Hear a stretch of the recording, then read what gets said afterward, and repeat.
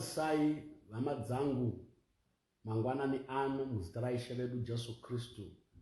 Ndini Reverend A.D. Madao, Bishop wa Apostolic Faith Mission in Zimbabwe. Tinouya kwamuri neshoko raMwari, tichitenda kuchengetwa, tichitenda kufudzwa, kurwirwa nekutarirwa naMwari panguva dzokurwara, panguva dzekuomerwa. Mwari oramba ari Mwari, ari mufudzi wakanaka.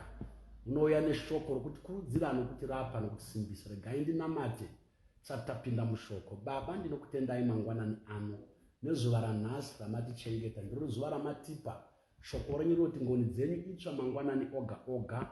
Tinodzigamuchira ngoni. Baba, tachengetwa nemhaka yekuti mune tsitsi nengoni nesu.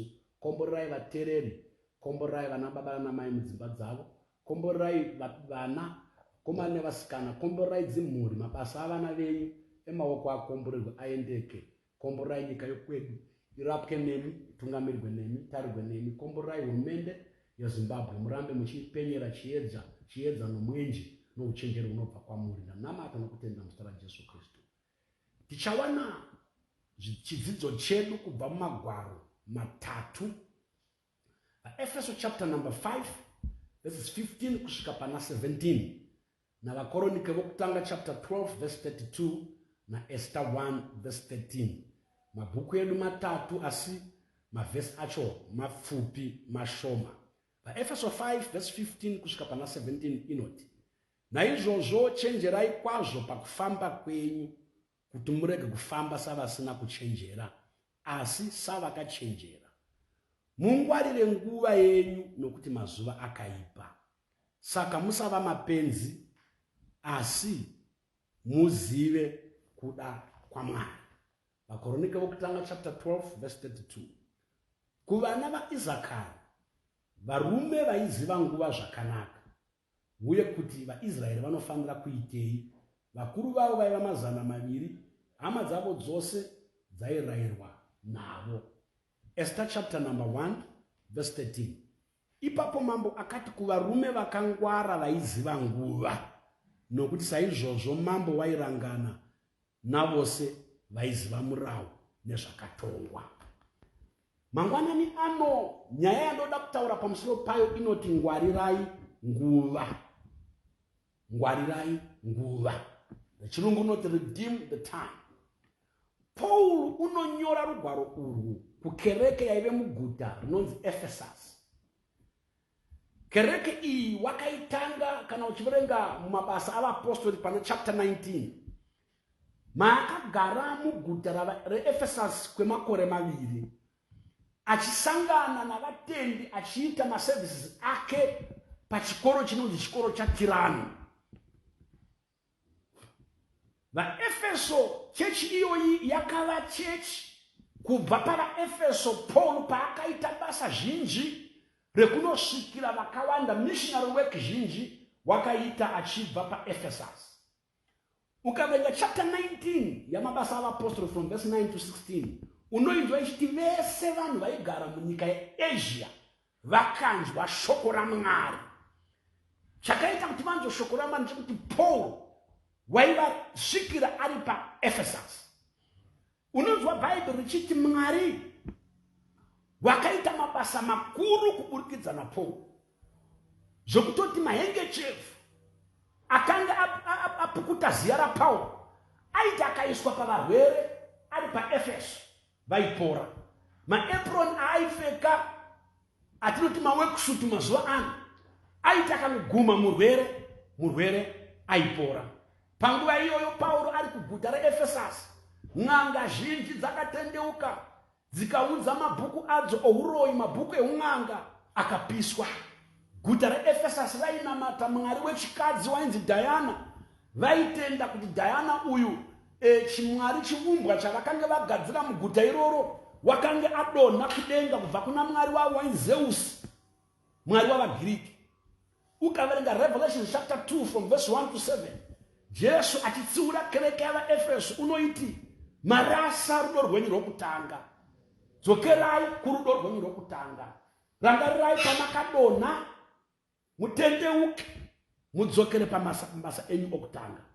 Kuna chapter 1 verse 1 yavaEfeso unonzwa Paul achiti ndinonyora kuvatsvene vari muEfesasi navakatendeka muna Kristu. Muguta irori rainamata Dhayana, muguta reEfesasi rakanga rizere mabasa eurima. Wakanzwa pese panonzi panonamatwa mwari wechikadzi, a goddess. Kwaive netunhu tunorova twaiitika ipapo. But Mwari ngaavongwe nokuda kwesimba reivhangeri. Mwari ngaavongwe nokuda kwesimba reshoko rake. Mwari ngaavongwe nokuda kwesimba reropa raJesu nesimba renyasha nesimba raMweya Mutsvene. Muguta reEfeso munowanikwa vanonzi vatsvene. Muguta reEfeso munowanikwa varume vanonzi vakatendeka muna Kristu. Mubvunzo wangu unoti muguta maugere kukwekwe ikoko, muguta maunogara mubulawayo ikoko, muguta mauri mugweru mamutare, unogona here kunzi mutsvene mukati meguta iroro? Unogona here kunzi uri murume akatendeka mukati meguta iroro? Kuchechi kwaunopinda unogona here kunzi naPauro, ndinonyorera vatsvene vekereke yakati, ndinonyorera varume vakatendeka venguva yakati. Mwari ngaatibatsire kereke ive navatsvene, kereke ive nevarume vakatendeka. Regai tirambedzoko rati vavariwo yeevhangeri kugadzira unhu hwomunhu. Vavariwo yeevhangeri haisi yekuti taita vatendi vakawanda, chechi yedu nevanhu vakawanda. Haisi nyaya yemanumbers, inyaya yequality. Mwari unotsvaka varume navakadzi vatsvene, varume navakadzi vakatendeka, varume vanotya Mwari, vanonzvenga zvakaipa. Pauro unonyorera kereke yavaEfeso achiti, ndinonyora kuvatsvene vari kuEfeso navakatendeka muna Kristu. Ngativei vakatendeka muna Kristu, ngativei vakatendeka mukunamata kwedu, ngativei vakatendeka mukutenda kwedu. Pavhesi number 15 tanzwa shoko raMwari. Pauro unoti, naizvozvo chenjerai kwazvo pakufamba kwenyu, kuti murege kufamba savasina kuchenjera, asi mufambe savakachenjera. Vhesi 17 noti, musava mapenzi. Ndiri kutaura nyaya yekungwarira nguva. Musoro wenyaya yangu yati ngwarirai nguva. Tinoingwarira sei mufundisi nguva? Nguva munhu anongwarira nguva unoonekwa namafambiro ake. Pauro wati iye, fambai savakachenjera pakufamba kwenyu kwazvo, naizvozvo chenjerai kwazvo pakufamba kwenyu. Murege kufamba samapenzi, asi mufambe savakachenjera. Munhu wakachenjera unofamba sei? Mune vara rechirungu noti walking circumspectly. Unokalkuleta kufamba kwake, unoselekta kufamba kwake. Munhu akachenjera hafambi nomufambiro wose wose, haafambi pese pese, haawanikwi pese pese, nekuti wakachenjera. Mukufamba kwedu munyika nomukurarama kwedu munyika, munyika mune matraps, mune miteyo yakaiswa naSatani. Ndinowanzotaura vakomana nevasikana wakaona munhu wechikadzi achifamba munzira, zvinofanirwa kunge zvakavanziwa zviri panze.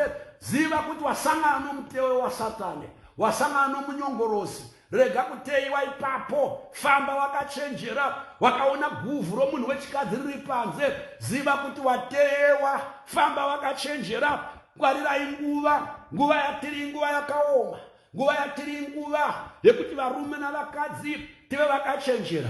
Kune madhara ane mari dzawo anonzi mablesa, vana vechikoro vanasikana. Chenjerai vanhu ivavo, ngwarirai nguva, mufambe makachenjera. Munzira matinofamba mune zvimbambaira zvakaiswa naSatani, munzvimbo dzatinofamba mune makomba akacherwa naSatani. Satani unoti kana achera makomba ake unoisa huswa pamusoro, unoisa kapeti pamusoro. Iwoti ndaona kapeti paunotsika unodonera pagomba iroro. Ngatifambei takachenjera. Paul wati iye fambai makachenjera, musava mapenzi. Manje pane chinhu chinonzi wisdom. Uchenjeri iwisdom, kungwara iwisdom, wisdom uchenjeri. Uchenjeri hauwanikwi kuchikoro. Varipo vanhu vakamufunda kwazvo asi vasina kuchenjera.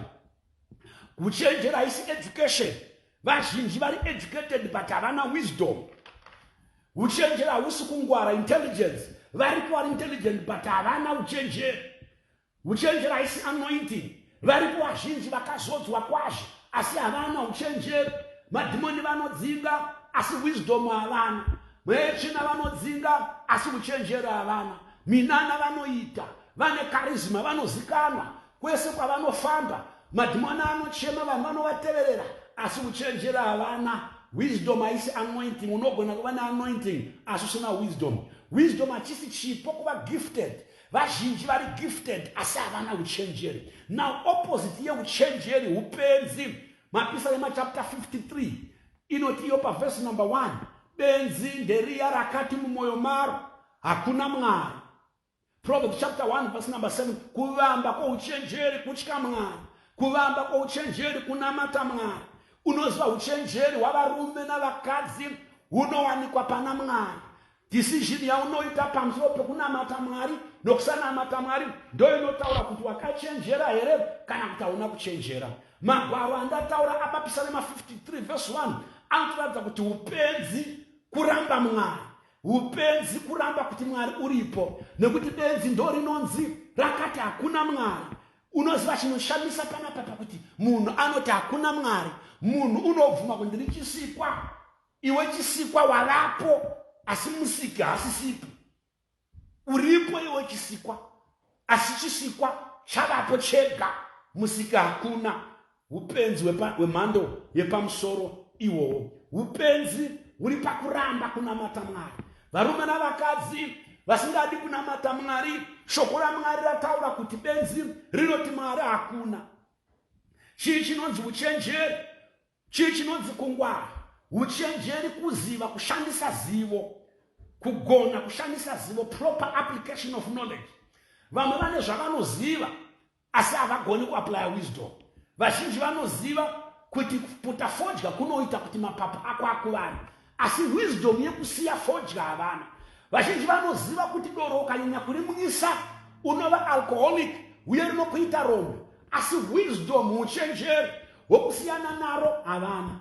Vanoziva kuti chifambi chine zvirwere, chifambi chinoparadza upenyu hwako, chinoparadza marriage yako, chinoparadza ramangwana rako, asi uchenjeri hwekubuda mazviri havana. Vazhinji vanoziva kuti kuba kwakashata, asi unopedzera vava mujere, unopedzera uchivengwa nehama, uchivengwa navanhu vasingadi kukuona, unogona kuvadzwa kana kuroiwa chaiko, asi uchenjeri hwekubuda imomo mukuba havana. Vanhu vanoziva kuti madrugs nanabronco vanokuvadza utano, vanokuvadza mapapu, vanokuvadza pfungwa, asi munhu unoramba arimo nokuti haana uchenjeri. Mwari ngaakubatsire wewe wakachenjera. Paul wati ngwarirai nguva muve vakachenjera, musava mapenzi. Uchenjeri kuziva kunamata Mwari, uchenjeri kuti murume mukuru ngaatungamire mhuri yake kukereke anonamata Mwari, vana baba nana mai. Uchenjeri kutendeuka. Solomoni unoti uchenjeri kusiya zvakaipa uchiita zvakanaka. Uchenjeri kunamata Mwari, uchenjeri kuziva zvekuita nezvekusaita, knowing what to do and what not to do. Kuziva nzvimbo dzokuenda nenzvimbo dzokusaenda. Wakachenjera unoziva zvekutaura nezvekusataura. Wakachenjera unoziva nguva yekuvhura muromo wake nenguva yekuvhara muromo wake. Wakachenjera unoziva kuti handitauri zvese zvese uye handitauri pese pese. Kune vazhinji vakapinda mutsekwende nekuda kwemiromo yavo. Uchenjeri kuziva vekutamba navo nevekusatamba navo. Vazhinji vakapinda mumatambudziko nekuda kweshamwari dzavo. Pane vane michato yakapara nekuda kweshamwari dzavo. Kune vakaita marombe nekuda kweshamwari dzavo. Proverbs chapter 13 verse 20 inoti unofamba navakachenjera uchava wakachenjera, unotamba nevakangwara uchava wakangwara. Asi shamwari yamapenzi ichaparara, shamwari yamapenzi inoparara. Ukatamba namapenzi pfuma yako inoparara. Wakatamba nemapenzi madreams ako anoparara, future yako inoparara, destiny yako inoparara. Paul wati ngwarirai nguva, ivai vakachenjera, fambai savakachenjera, munzwisise kuda kwaMwari. Kuda kwaMwari ipfungwa yaMwari, kuda kwaMwari inzira dzaMwari, kuda kwaMwari ndezviya zvinodiwa naMwari. Munhu akachenjera unotsvaka pfungwa yaMwari, munhu akachenjera unotsvaka nzira dzaMwari, munhu akachenjera unotsvaka zvinodiwa naMwari. Munhu akachenjera unoziva kuti kuda kwaMwari kunowanikwa mushoko rebhaibheri. Bhaibheri ndiyo manual yekurarama mukuda kwaMwari. Bhaibheri ndiyo manual yekufambisa muuchenjeri. Bhaibheri ndiyo highest revelation yeshoko raMwari, yepfungwa yaMwari nekuda kwaMwari. Hapana imwe revelation inodarika Bhaibheri, hakuna imwe deeper revelation inodarika Bhaibheri, shoko raMwari. Hapana imwe deeper revelation inodarika Magwaro. Timothy wechipiri chapter 3 verse 15, Paul achitaura naTimothy. Timothy wakanga azova bishop wechechi yepaEphesas. Paul unoti kubvira paudiki hwako wakaziva magwaro anokuisa pakuchenjera, wakaziva magwaro matsvene anokupa kuchenjera. Uchenjeri vana baba nana mai hauwanikwi kwese kwese, hunowanikwa pana Mwari. Uchenjeri hunobva kuna Mwari, uchenjeri hunowanikwa mushoko raMwari. Ziva magwaro, verenga magwaro. Kwete kungonamata kunamatiswa zvese zvese, kwete kunamatiswa zvese zvinotaurwa. Umwe munhu unonamata chaangoudzwa chese hanzveri, yeti uchenjeri hunowanika pakunzvera magwaro. Matthew chapter 22 verse 29, Jesu achitaura navasadhusi unoti makarashika nokusaziva magwaro. Ngwarirai nguva vana baba, ngwarirai nguva vana mai, ngwarirai nguva vakomana vasikana. Kune vanhu vasinga respecting nguva, kune vanhu vasingakoshesi nguva, kune vanhu vanonzi time wasters. Akauya muofisi mako unopedza maawa nemaawa achingotaura nawe nyaya, akakuwana uri mumunda uchishanda, unongoya ipapo haakubetsere kushanda, unongotaura newe nyaya. Ziva nguva dzekuvhizita shamwari yako, ziva nguva, ungwarire nguva. Ecclesiastes chapter number 3 verse 1 inoti chinhu chipi nechipi pasi penyika ino chine nguva yacho. Chikoro vana baba namai vakomana nevasikana chine nguva yacho. Wakazoda kuchiita wakura chinokuomera. Kuenda kuchikoro wakura zvinoitawo. Neno izvozvi pandiri panapa ndiri kuchikoro ndine degree randiri kuita asi ndiri kuomerwa. Kuita chikoro at 52 zvakaoma hama dzangu, asi dai ndakachiita panguva ndaive kuma30 kana kuma20s zvaita nani. Marriage ikasaitika panguva inokuomera. Ndosaka uchiona vanasikana vanogara musaluni achigadzirwa musoro, unospenda time achigadzirwa nzara, achigadzirwa miromo, achiita ana maskara. Chii chaitika? Nguva yaenda mwanasikana, nguva yaenda mwana wangu. Chinhu chose chine nguva yacho. Ngwarira nguva, inda kuchikoro panguva, roorwa panguva, chenjerai nguva. Paulo wati nekuti mazuva akaipa. Vana baba nana mai, mazuva anoberekwa nenguva. Maseconds namaminutes namaawa ukaabatanidza ndo anobereka mazuva. Ngwarirai nguva nokuti mazuva akaipa. Nguva inokosha, kana nguva yapera haugone kuidzosa. Nguva inodhura, kana yaenda hauchaiwani. Once you lose time you cannot regain it again. So andina Paulo, ngwarirai nguva, chenjererai nguva, muzive kuda kwaMwari, mufambe savakachenjera. Ino vana baba nana mai, inguva yevarume navakadzi vanoziva zvekuita. Makoronike chapter 12 okutanga verse 32 taverenga nezvevana vaIsakari. Vanonzi varume ava vaiziva nguva. Nemhaka yekuziva nguva vaiziva zvaifanira kuitwa naIsraeri. Vanhu vanoziva nguva vanoziva chekuita panguva iyoyo. Mambo Artaxerxes paakanga oda kuroora mudzimai mushure mekunge aramba Vhashiti, pana Esther chapter number 1 verse 13 unonzi wakatsvaka varume vaiziva nguva. Vanoziva nguva, vanhu vanoziva chekuita, vanoziva nguva, vanhu vanokoshesa nguva, vanhu vanoziva zvekuita. Kungwarira nguva kuziva mashandisirwo enguva. Kungwarira nguva kuziva chekuita panguva yaunofanira kuita. Panguva yekurara unofanira kurara, asi ukada kurara panguva yekushanda wavhiringidza zvinhu, hausi kungwarira nguva. Panguva yekuverenga wakatanga kutarisa TV, hausi kungwarira nguva. Vamwe vanocha TV panguva yekuverenga, vamwe vanovata panguva yekushanda, vamwe vanopedza nguva vari muintaneti, vanopedza nguva vachienda kumapati, vanopedza nguva vachienda kumabhrai. Handisi kuti mapati akaipa kana mabhrai akaipa. Bhrai ine nguva yayo, basa rine nguva yayo. Pati ine nguva yayo, basa rine nguva yayo. Kana usingazivi kushandisa nguva, upenyu hwako ndohunzisa tsitsi. Ukaziva mashandisiro aunoita nguva, anotaura kuti uri munhu akaita sei. Mashandisiro aunoita nguva anotaura pamusoro pekarekta yako. Mashandisiro aunoita nguva anotaura kuri kuenda upenyu hwako. Mashandisiro aunoita nguva anotaura kuti uri munhu akaita sei. Regai ndikutaurire vana baba nana mai, paupenyu hwedu napakurarama kwedu hatina nguva. Hakuna munhu ane nguva. Nguva inogadzirwa naMwari. Muridzi wenguva ndiMwari.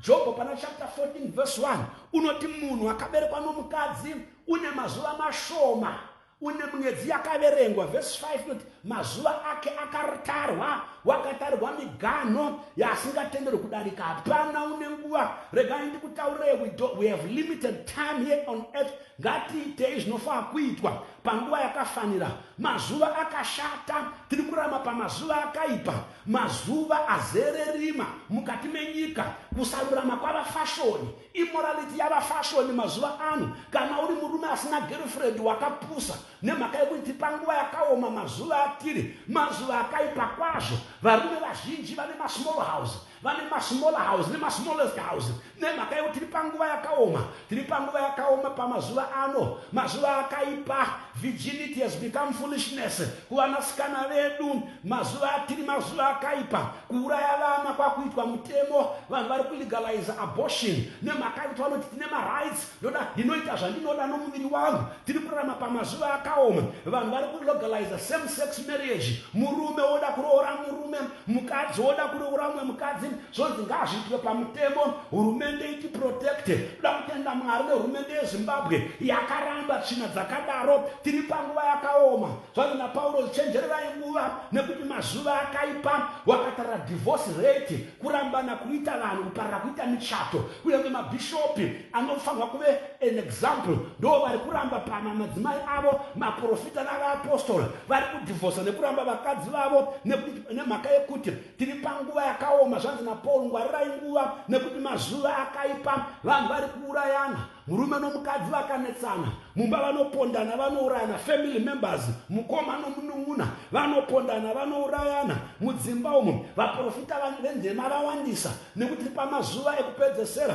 Hanzi ngwarirai nguva, chenjererai nguva nekuti mazuva akaipa. Vaprofita venhema vazara munyika, vakataurwa naJesu. Dzidziso dzenhema dzazara munyika, dzakataurwa naJesu. Pauro unoti pachawanda dzidziso dzamadhimoni, vazhinji vacharamba Jesu, vashumiri vacharamba kuparidza Jesu, vacharamba kuparidza chokwadi. Vashumiri vazhinji vava motivational speakers, vashumiri vazhinji vari kukomenta pazvinhu zvisinei nokunamata, zvisinei noutsvene nokururama, vari kumanyisana nezvinhu zvisina maturo. Nguva yatiri inguva yakaoma, chenjerai nguva, mazuva aipa, chenjerai nguva, mazuva aipa. Jesu haana kufira pamuchinjikwa kuti mushumiri ave motivational speaker. Jesu wakafira pamuchinjikwa, haana kufira kuti iwewe tikumotivate, wakafa pamuchinjikwa kuti iwe uponeswe, uve neupenyu usingaperi. Jesu wakafa pamuchinjikwa kuti iwe uyanane naMwari. Zvese zvandataura izvi kunongedza kuti pamazuva ekuguma kwenyika, tiri pamazuva okupedzesera.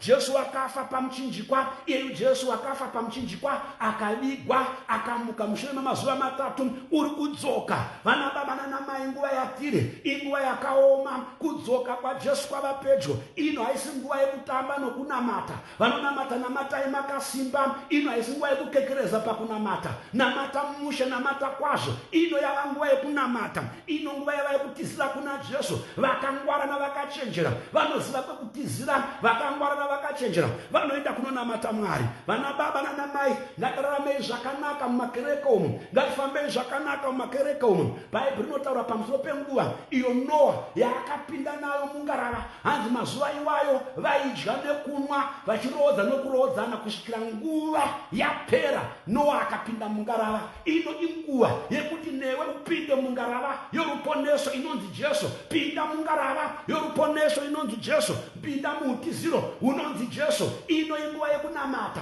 Zvenyika ino zvinopera, vana baba nanamai. Pfuma yenyika ino inopera, mufaro wenyika unopera, morari yenyika inopera. Haugone kudya nyika rutivi, varipo vakaidya vakapera, mazekuru edu akapera, vakoma vedu vakapera. Ino inguva yekutendeuka, unamate Mwari. Chenjererai nguva, mazuva akaipa. Ngatifambei savakachenjera, tisafamba samapenzi. Chenjererai nguva, zivai kuda kwaMwari. Tisatsika pese pese, tisadya zvese, usaenda kwese kwese. Chenjerera nguva, ino inguva yekunamata. Ino inguva yekutarira kuna Jesu muvanhu nomukwanisi wokutenda. Ino inguva yekunyengetera, ino inguva yekutarisa pashoko raMwari, ino inguva yekuzvigadzirira magumo enyika nekudzoka kwaKristu Jesu. maKristu ngatichenjererei nguva, vana baba nanamai ngatichenjererei nguva. Tiri pamazuva okupedzesera. Mwari ngaamutse mwoyo yedu, atipe uchenjeri, atipe njere, atipe kungwara, atipe kuziva mavambo ezivo, kutya Mwari nokunamata Mwari. Mwari akuitirei zvakanaka, Mwari akukomborerei. Rega ndinamate. Baba vedu naMwari wedu, ndinokutendai nesoko rokungwarira nguva, shoko rokuchenjerera nguva. Tipei uchenjeri, tifambe zvakanaka. Vatereri vanzwa shoko renyu ngavakomborerwe, vafambe nouchenjeri vakangwara, vazive Mwari, vanamate Mwari. Tizive Mwari, tinamate Mwari, tifambe zvakanaka. Tizive kuti nguva yatiri inguva yamazuva kupedzesera, mazuva akaipa. Tize zvakarurama, tiite zvakanaka. Komborerai nyika yedu, komborerai utungamiri hwayo, komborerai makereke, komborerai maKristu. Batai vasina kuzivi, muvadzorere kwamuri, navareverera nokuvakumbirira muzita raJesu Kristu. Amen.